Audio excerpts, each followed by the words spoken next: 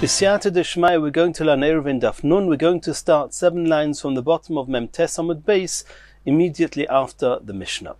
We saw in the Mishnah on Daf Mem Tes Amud Beis, if somebody was stranded, or maybe wasn't stranded, he was on the way approximately 4,000 amis from his home, and he realized Shabbos was about to set in, and he would not make it home in time for Shabbos.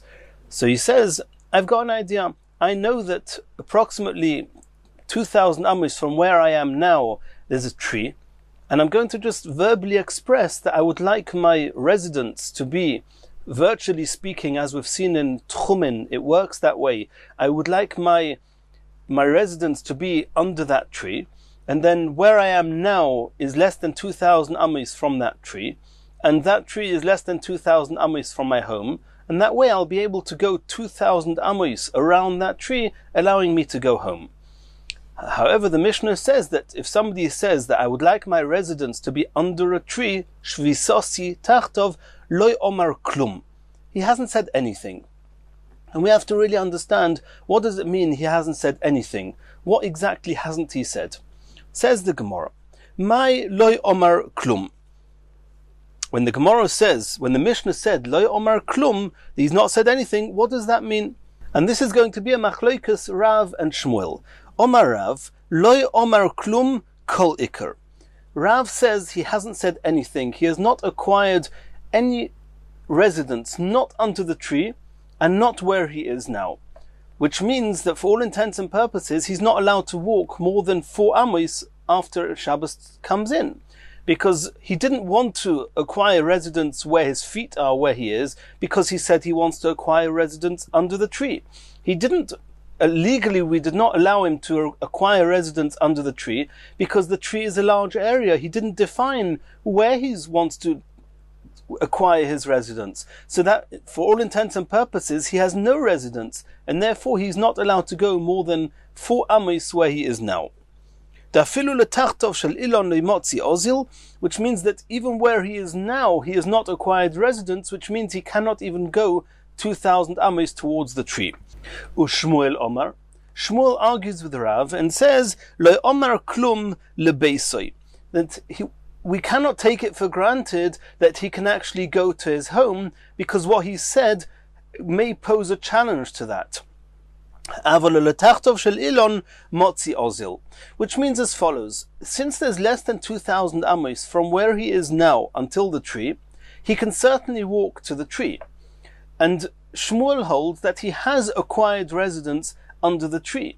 However, since the tree is very wide, then we don't know which 4 amos of the area under the tree he actually acquired residence. We assume that the entire tree is less than 2,000 amos from where he is when Shabbos came in.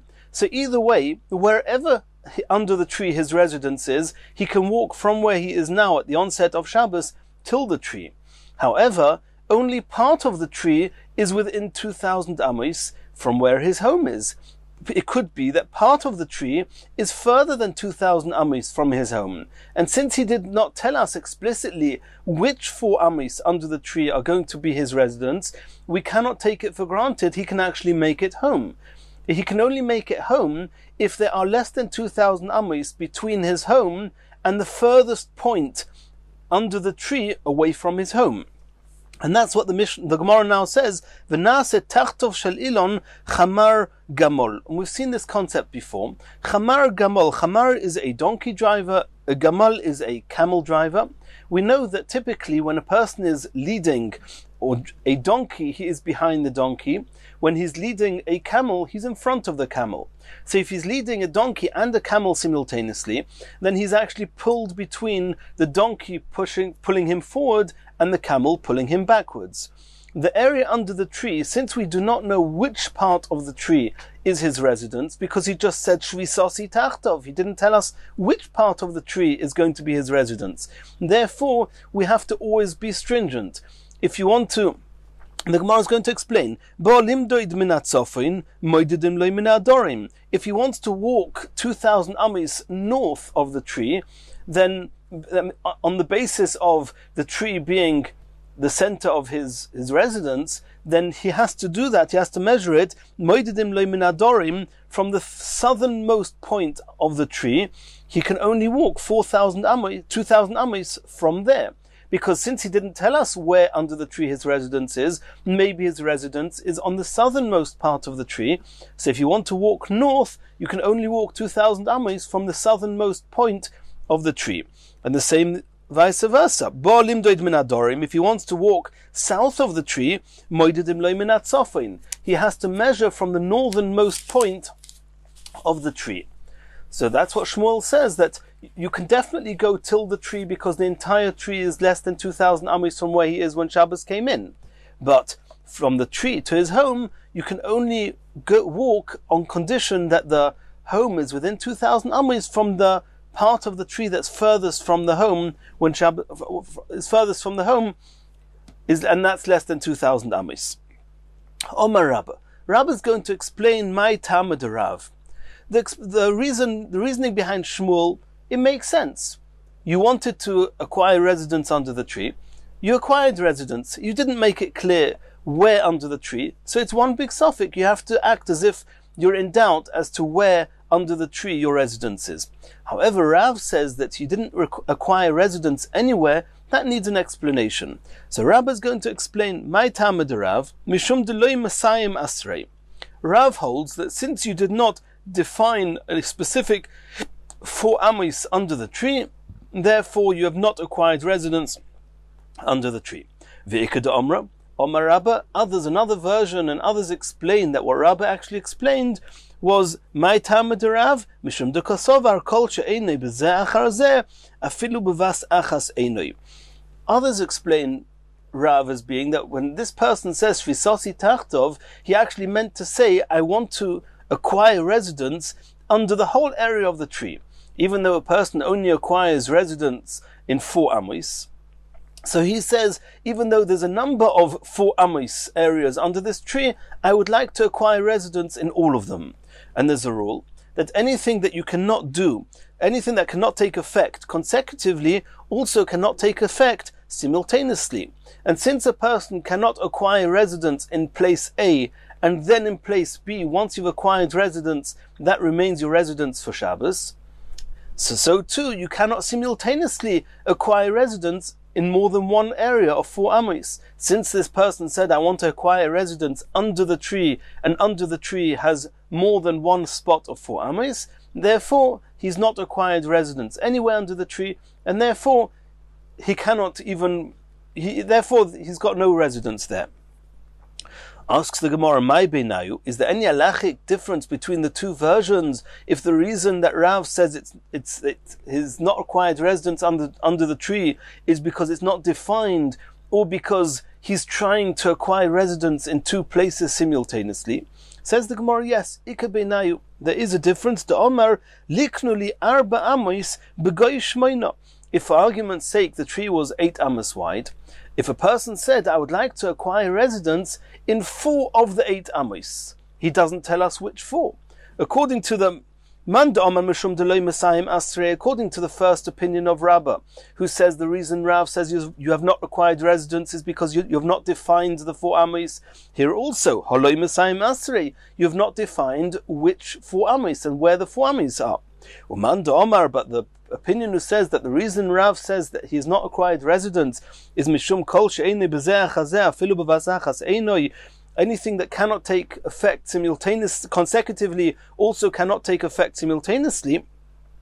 But that's only a problem if you try to acquire residence in, so to speak, 2 places at once, in all 8 amos at once. Over here, he does not want to acquire residence in 8 amos, he only wants to acquire residence in 4 amos. He just hasn't told us which 4 amos, but he only wants to acquire residence in one area of 4 amos. Hocha ka'arba amos domi. The hocha arba amos ka'omar. Since over here he said, I only want to acquire residence in 4 amos, it's as if he has acquired residence in 4 amos, and the area of his tchum will be valid. There will still be a doubt which 4 amos, the north or the south, and then he'll have to act with a suffix. But either way, gufa, And now the Gemara is going to challenge this rule that the Ikeda Omra, the second version of Rabbah, said that anything that cannot be done consecutively also cannot be done simultaneously. There's going to be a few challenges in the Gemara to this rule. Gufa Omar Rabbah kol davar she'enoi b'zeh chazer afilu b'vas achas enoi eisve Abaye leRabbah. Abaye is now going to challenge Rabbah's rule. We learnt in a brisa, Hamarbe b'maisres. The Torah says that after taking truma from produce, you have to take meiser. Meiser is 10% of the produce has to be given to the Levi. What happens if somebody takes 11%, 15%, anything more than 10% from his produce? Piroisov musukonim. Continues the Gemara. The Gemara is now going to challenge Rabbah's rule that anything that cannot be done consecutively can also not be done simultaneously from a number of sources. Gufa Omar Rabbah kol davar she'enoi b'zeh chazer afilu b'vasachas enoi. Eisve Abaye leRabbah. Abaye is asking against Rabbah from the following brisa. Hamarbe b'maisrois peiroisov mesukonim umasroisov mekulkolim. And this goes as follows. A person who's got 102 apples, and the halacha is 2% has to be given to a kohen for truma. He could give more, but let's assume he's giving 2% to the kohen. He's given 2 of the 102 apples to the kohen. Of the remaining 100 apples, he has to give 10 to the Levi, called Meiser Rishon. And the Torah tells us explicitly exactly 10, not more, not less. What happens if this person he separated not 10 apples, he separated 12 apples for Meiser Rishon? The remaining 88 apples are clearly not tevel because Meiser has been separated from them.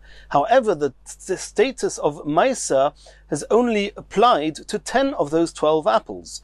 2 of those 12 apples are not Meiser, and also Meiser hasn't been taken against them for them, so it's 2 apples of tevel mixed into 10 apples of Meiser. So the brisa says, Hamarbe b'maisros, peiros of masukim. The 88 apples, they are all fixed. They are fit for consumption, you can eat them. U'maisros of mekulkolim. But the 12 apples he's taken for Meiser, they are ruined. You're not allowed to eat any of them because any of the 12 apples could be the one of those 2 which are tevel. And our buyer is asking, Amai, why is the other 88 apples, why are they fit and fixed? Why can you eat them? Lema, why don't you say, Kol she'enoi b'zeh achazeh, afilu b'vas achas enoi? In the same way as if you would take Meiser, first he would have only taken 10 apples Meiser of the 100, and then he would take another 2 for Meiser. Of course, they would be totally invalid, the other 2, because you cannot take Meiser more than 10. So if so, here too, why don't you say that when you take 12 apples for Meiser, it's as if, according to Rabbah's rule, that anything that cannot be done consecutively can also not be done simultaneously, and consecutively you cannot take twice Meiser. Taking more Meiser even together simultaneously should render the whole Meiser as being invalid. And if the whole Meiser is invalid, then even the 88 apples are still tevel. And this seems to be a question against Rabbah's rule. Answers the Gemara, Shani Meiser de Asya lechatzoin. Di Omar, Tikdoish palga de chitza kocha. With Meiser we have an interesting concept, and that is that even if you took off 12 apples, the Meiser could be valid, and it's not a contradiction of only taking 10% of the apples. Because what could be is that you're taking 12 apples, and what you mean is that only a certain percentage of each of the 12 apples is Meiser, and all those percentages together adding up to 10 apples. So even though I separated 12 apples, and of course if I made all 12 apples Meiser, it could be they're not valid, because you cannot take more than 10.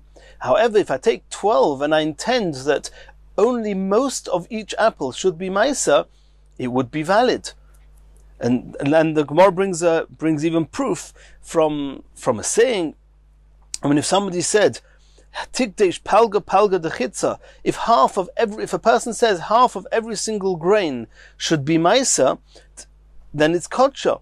then it's valid. And since it's possible to take the 12 apples and all 12 apples are part of the Maisa, therefore it's not a contradiction to Rabba's rule. And therefore, even if you take them simultaneously, the Maisa could be valid.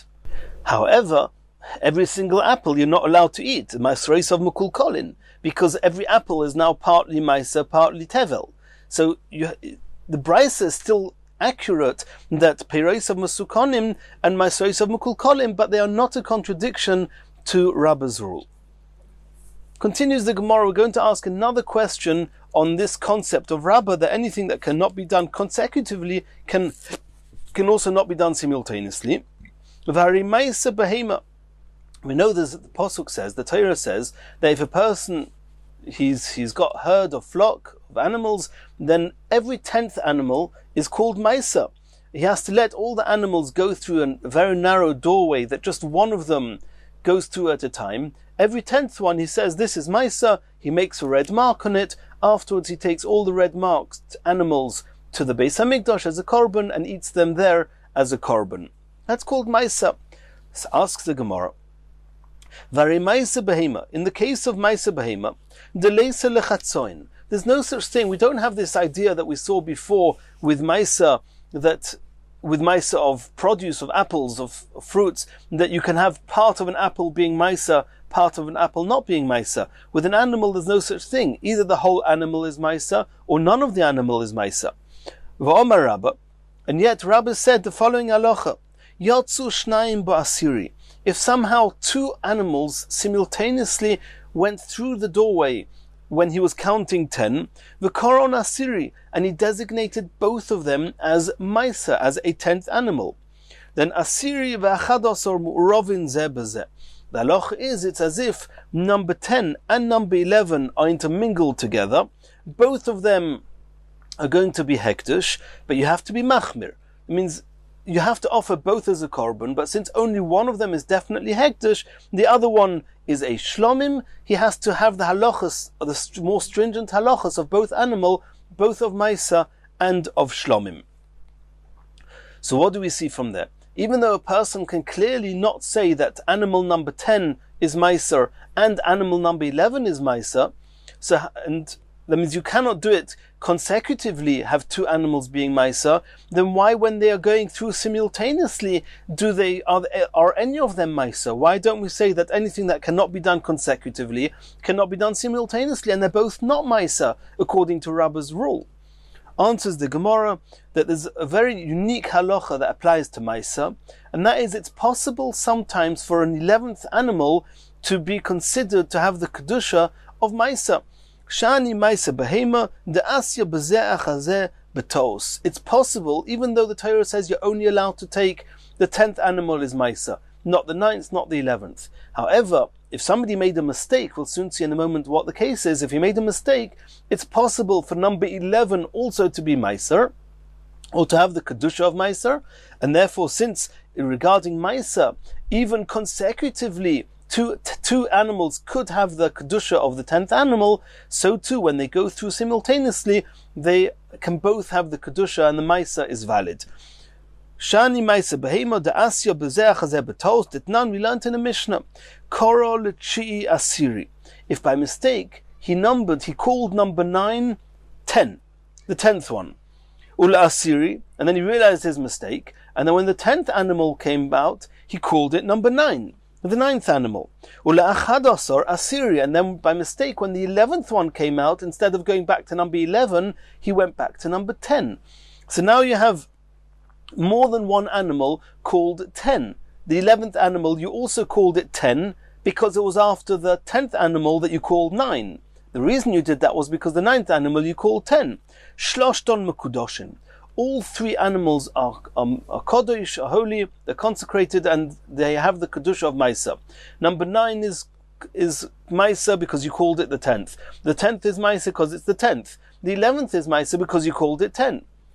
So you see from there that it's possible to have more than one animal consecutively being called Maisa, so too simultaneously, if they go through the door together, they can also be Maisa.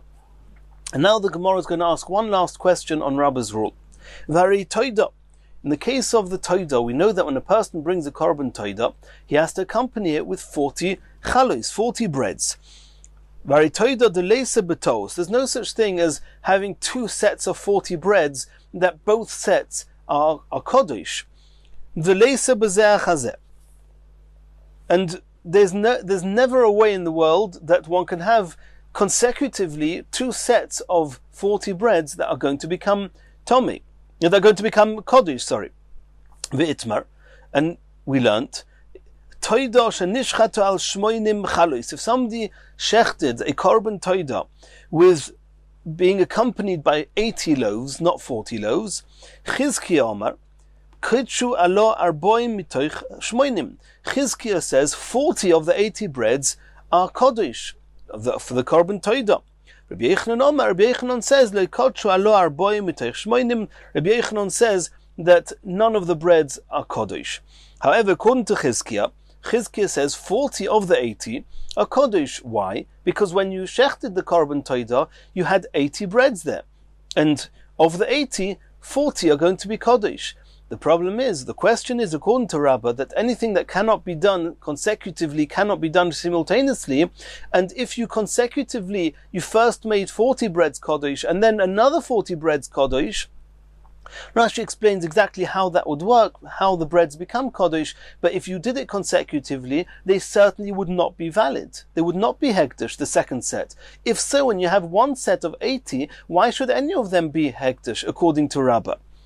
Answers the Gemara, Ha'it ma'ala, Omer Reb Zera, Hakel Moidim. Reb Zera explains that everybody agrees, Heicha de Omer likatru arboim mitoich shmoinim.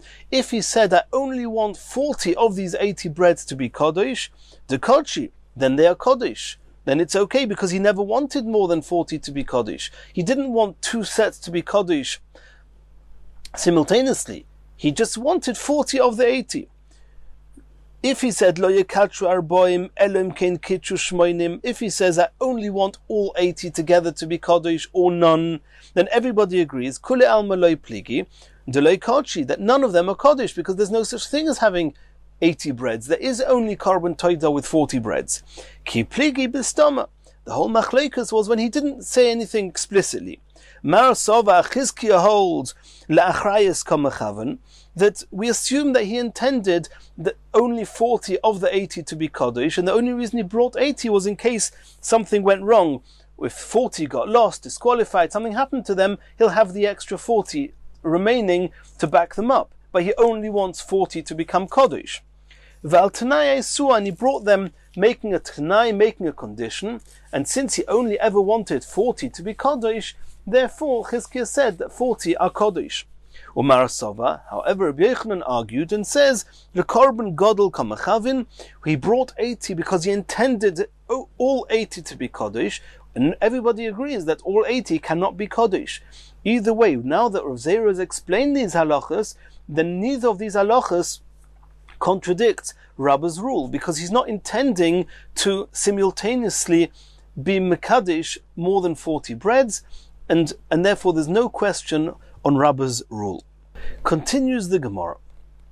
And now we're going back to what Rav said at the bottom of Daf Mem Tes Amud Beis that we started today's shir with. Omer Abaya, lo yishonu. This that Rav said, that if you designate an undefined area to be your place of residence when Shabbos comes in, lo omer klum, you have not acquired residence because it was totally undefined. According to the first opinion of Rabbah, the reason is because it was totally undefined. It's only true if the area underneath the tree is at least 12 amos wide. But in the event that the tree is less than 12 amos wide, why did you say that? Why did Rav say that he has not acquired residence? Because he's not defined his residence. However, if the tree is less than 12 amos, then part of his residence is very defined. Because let's take the middle 4 amos of the tree. They are overlapping the right hand 4 amos by half an amma and the left hand 4 amos by half an amma, because there's only 11 ammas altogether. So if his residence is on the right-hand side, the rightermost part of the tree, then the leftmost half an amma is within the middle 4 ammas. If he intended to designate the leftmost 4 ammas, then the half an amma on the right of those 4 ammas are also in the middle 4 ammas. And if he designated the middle 4 ammas, then also his residence is in the middle 4 ammas. So at least part of his residence is within the middle 4 ammas, and that seems to be very defined. So that's what Abaya said, that Rav's ruling is only if the tree is 12 ammas or more wide, in which case the 3 possibilities of 4 ammas, they are not overlapping each other at all, and therefore his residence is totally undefined. However, some of his residence is very recognizable, it's very defined, and therefore his tchum, it will be valid, and then the area under the tree can be the center of his residence for tchumin. Maskif lo Rav Huna Bredi Yeshua. Rav Huna Bredi Yeshua is now asking against what Abaya said. That you, Abaya, what you're saying is only true, assuming that the middle 4 ammas is his 4 ammas, then it's true. The middle 4 ammas is overlapped by the 4 ammas on either side. Like, on what basis are you assuming that he's defining his 4 ammas in the middle 4 ammas of this tree? Maybe he only intended to acquire residence on the rightmost 4 ammas, the left-handmost 4 ammas, and there they don't overlap each other, and again it's totally undefined. Ella Omer Rav Huna Bredi Yeshua. Rav Huna Bredi Yeshua said it a bit differently. Lo yishonu, Rav's halacha, that a tchum that's in an undefined area under a tree is not valid at all, is elo be'ilon shetachtov shmoinu ammas. If there's at least 8 ammas under the tree, then it's true, because it could be that his residence is on the right-hand side of the tree, it could be it's on the left side, they do not overlap, so it's totally undefined where his residence is. But a tree the entire area under it is 7 ammas, Hari miktas beisoy nikar. Then whichever way you hold it, wherever you put 4 ammas, the center amma is always going to be defined and included as his place of residence. And since part of his residence is defined, therefore it will be valid. Continues the Gemara, Tanya Kavasei de Rav, Tanya Kavasei de Shmuel. We're now going to actually bring a brisa with what following or backing up what Rav said, and a brisa backing up what Shmuel said. Tanya Kavasei de Rav. Where do we see in a brisa like Rav that Misha Bo Baderech v'chosh chaloi, if a person was traveling as it was getting dark Friday afternoon, v'hoyo makir iloi noigoder, and he recognized, he was aware of a specific tree or fence that was within 2,000 ammas, both from where he is now and his home. V'omar, and he says, Shvisosi tachtov, I would like my residence to be under it, and this is the same as we saw in the Mishnah. Lo omar klum, he hasn't said anything. Aval im omar shvisosi b'mokim ploini, but if he said that I would like my residence to be in a very specific, defined place, somewhere within 2,000 ammas from where he is at the onset of Shabbos, and 2,000 ammas from his home, then mahalich ad shemagia lo isei mokim, then he can walk until he reaches that specific defined place. Higia lo isei mokim, when he reaches that place, mahalich es kuloi, then he can travel, if that place is an enclosed area, he can travel the entire area. V'chutz lo alpaim amma, and he can walk beyond it 2,000 ammas. Since it was a defined place, he had acquired his residence there, and therefore his tchum was valid. And the brisa continues, Bamed dvarim amurim, when is it true that he can walk around the entire area within where he's acquired residence and receive another 2,000 ammas beyond it, is only b'mokim hamasuyam. It's only if the place, that specific defined place where he wants his residence to be valid, that it's only if it's a very defined place. which means that it's surrounded by partitions. Kagoin, for example, sheshavas betel shu gvoyas aratvachim. If this particular place, defined place, that he made his residence was on a mound that was 10 tvachim high, v'hu me'arba amos v'ad beis hasayim, since the walls of the mound, which are considered its walls, they are not mukaf ladira, and therefore, since the walls were not made specifically for residential purposes, it can only be considered a confined area if it's up to Beis Sosaim. So if the area is between 4 amos and Beis Sosaim, it's considered a walled-in area, and then on Shabbos he can walk around the entire area on top of the mound and beyond it 2,000 amos. V'chein bika, and so too if there's a valley, she'amuka asara, if it's a 10 tefachim deep, V'hi me'arba amos ad Beis Sosaim, and it's anywhere between 4 amos wide and Beis Sosaim, and 5,000 square amos in area, then he can walk around the entire area inside that, within this valley, and 2,000 amos beyond it. Aval b'mokim she'enim mesuyam, if that specific designated area was not surrounded with partitions, ein le'elo arba amos, then he can only go 4 amos around it. And besides, for the 4 amos, he can go 2,000 amos beyond. Because when it says here that he ein lo elo arba amos, it doesn't mean he can only walk 4 amos. It just means, in contrast to what we saw a moment ago, that if an area is enclosed with legally valid walls, he can go around the entire area plus 2,000 amos beyond it. However, if the area does not have legal partitions, then he can only go 4 amos, and from there he can go another 2,000 amos as he would with tchum. And now the Bryce is just going off to another detail. Hayu shnaim, if there were 2 travelers together, echod makir ve'echod she'enei makir, one of them is familiar with the landmark 2,000 amos away and the other one not. Zeh she'enei makir moiseh shvisosei lemakir, the one that does not recognize and is not aware of a landmark, he tells his friend, I want my Eruv, my place of residence, to be where you decide. And his Vamakir Oimer, and the one that does recognize the landmark, he says, Shvisosi, or more accurately, Shvisosenu, our residence, B'mokim Ploini, should be in such and such a unique, specific, defined place, and then the Tchum is valid. And now the Bryce is going back to the halachas that we started with. Bamed Dvarim Amurim, when is it true that if a person has a specific defined landmark, then in the event that it's not surrounded by legally recognized partitions, then he gets 4 amos plus 2,000 amos. That's only k'shesiyim arba amos shekova. That's only if he clearly defined where his place of residence is going to be. It's true that there are no walls to define it, but he has to say next to exactly at that point, that tree, the bark of that tree, that particular stone, that bench, wherever it is, it's got to be very clearly defined. However, if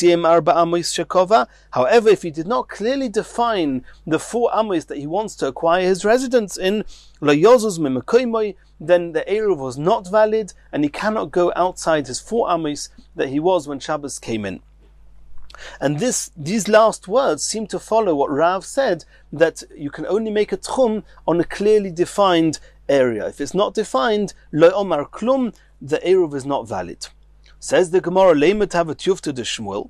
Maybe this brisa is actually a contradiction, a question, a refutation against Shmuel, that Shmuel said that even if it's not defined, the Eruv is still valid. We saw before that Shmuel said that even if you make an Eruv under a tree, and that's not a defined area, then the Eruv is valid. He just says you need to be stringent because you don't know where the 4 amos are, so whenever you measure, you have to take the shortest distance. But you definitely have 2,000 amos from the area under the tree. Shmuel will answer as follows. That brisa is talking about Kegoin de'ika mokim raglov va'ad ikroi train alpha va'arba garmidi. We're talking about where part of the tree, that this undefined place, part of it is more than 2,000 amos away from where he is when Shabbos came in. And in that case, if a person says, I want my residence to be under that tree, and part of that tree is more than 2,000 amos away, of course it's not valid. So Rav said, So the Brisa just said it's not valid, and we assumed it was proof to Rav because it was undefined. Shmuel said, even if the problem is not whether it's defined or not, and even if I, Shmuel, would say that it could be that you acquired residence at any of the 4 amos under the tree, but that's only providing that all the 4 amos under the tree are within 2,000 amos from where he was when he made the Eruv, when Shabbos came in. If any part of if 4 amos are outside the 2,000 amos area, then even Shmuel will agree you cannot make a tchum outside, you cannot make an Eruv outside 2,000 amos. So since it's 2,000 amos and 2,004 amos, and that in the event that your residence is going to be on the opposite side of the tree, on the far side of the tree, then it means you're going outside 2,000 amos from where you were when Shabbos came in, then Isaim Arba Amos Motzi Ozil. And therefore, that's what the Brisa said. It's only if you clearly defined which 4 amos under the tree you want to acquire residence, and those 4 amos are within 2,000 amos of where you were, then it's valid. But if you do not clearly define them, and Shmuel holds that when you do not define it, then your Eruv is actually valid in any, or it could be, we have to assume that your Eruv may have been valid in any one of the areas of 4 amos, and since one of them are outside 2,000 amos, therefore the Eruv is not valid even according to Shmuel. Tanya Kavosei de Shmuel, we're now going to bring a proof, a brisa that seems to be supporting Shmuel's opinion. If somebody made a mistake, and he actually made an Eruv in 2 directions. Normally we know you can only make an Eruv in 1 direction, in 1 place. That 1 place becomes your center of residence. You can go 2,000 amos from there. But you cannot make an Eruv in 2 places. For example, if you're in a city and you want to go 4,000 amos and you're only allowed 2,000, you can either put an Eruv of 2,000 amos on the east, and then on Shabbos you can go from where you are now till the Eruv of 2,000 amos and 2,000 amos further east, or you can make an Eruv of 2,000 amos to the west of where you are when Shabbos came in and go 4,000 amos to the west. But you cannot go 4,000 amos to the east and 4,000 amos to the west. So if by mistake he put 2 Eruvs, he thought that you can make an Eruv. He said, I'll put 1 Eruv on the west, 1 Eruv on the east, and on Shabbos morning I'll go 4,000 amos to the east, and Shabbos afternoon I'll go 4,000 amos to the west. There's no such thing, but he made a mistake, he didn't realize. Or if he said to 2 of his servants, go out and put an Eruv for me. One placed an Eruv for him in the north, and the other one placed an Eruv for him in the south. Then mahalich letzafon ke'eruvoi ladorim, v'ladorim ke'eruvoi latzafon. Then you have to be machmir on both directions. Let's just finish reading the words of the Gemara, then we'll explain. But if the place that he is now is exactly 2,000 amos away from both of the tchums, lo yozuz mimakaymoi, he cannot move from his place. Which means as follows. A person, when a tchum is valid, a person has 2,000 amos on any side of the tchum, of the Eruv, any side of the Eruv, 2,000 amos, not an amma more. So if a person's place of residence is in his house, and then if he makes no Eruv, he can go 2,000 amos north, 2,000 amos south. If he puts an Eruv 2,000 amos north, then where his home is now is actually at the end of the 2,000 limit from that Eruv. So he cannot go 1 amma south from where he is now. He can walk 2,000 amos till his Eruv north, and then another 2,000 amos north from that. And the same with the south. Since this person has 2 Eruvs, and only one of them is valid, and we don't know which one, we have to be machmir for both. Which means that you have to put a circle round.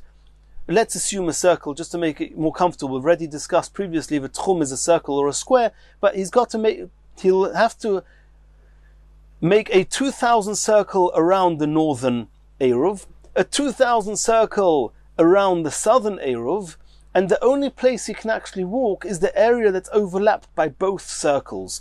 So for example, if the north Eruv was put 1,000 amis away from his home, and the south Eruv was put 1,000 amis south from his home, then the two Eruvs will overlap each other. There'll be 1,000 amis overlapped by the two Eruvs, because each Eruv has 2,000 amis in any direction, and the Eruv is only 2,000 amis apart from each other.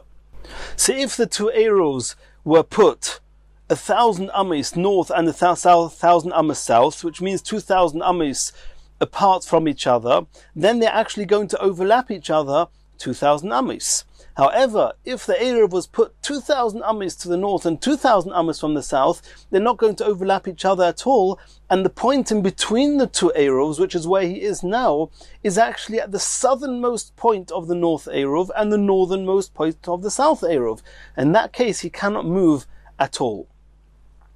And that's what it says in this brisa. And from this brisa, that even though you have a suffix, it's not defined, it's not clear which Eruv is valid, which one is not. Nonetheless, the brisa says we have to assume, or we have to at least take into a possibility that both or any one of them are valid. According to Shmuel, this makes a lot of sense. Shmuel says if you have an undefined Eruv, it can still be valid. You just have to take into account all possibilities. According to Rav says a non-defined Eruv is not an Eruv at all. So if so here, the fact that it's not defined which one is valid, which one is not, according to Rav we would assume neither of them are valid at all. That's not what the brisa says. Why is this brisa not a refutation against Rav? Answers the Gemara, Rav Tanahu Palig. Rav, even though he lived in the times of the Amoraim, but he has the status of a Tana, and therefore he can argue with the brisa. It's true this brisa seems not to be following Rav's approach, but Rav has got no issue arguing with the brisa. And Emir Hashem, in the next shir we're going to continue from here.